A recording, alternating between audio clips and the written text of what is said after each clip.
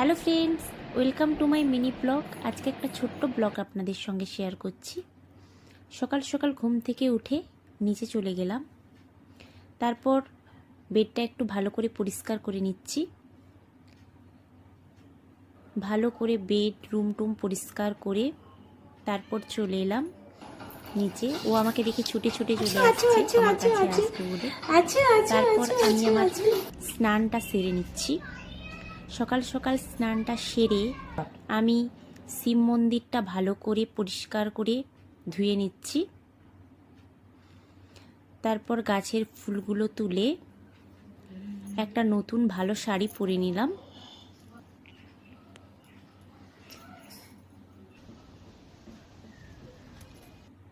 তারপর ঘটিতে জল তুলে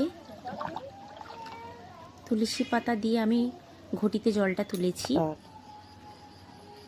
তারপর চলে যাচ্ছে শিবের মাথায় জল ঢালতে। আজকে যেহেতু শ্রাবণ মাসের তৃতীয় সোমবার, তাই আমি মুগ ডাল দিয়ে শিবের মাথায় জলটা ঢেলে নিচ্ছি। জলটা ঢেলে আমার আরতি সেরে আমি শিবায় পুজোটা কমপ্লিট করি। আকাশ সিঁদুর অক্ষয় রেখো মা।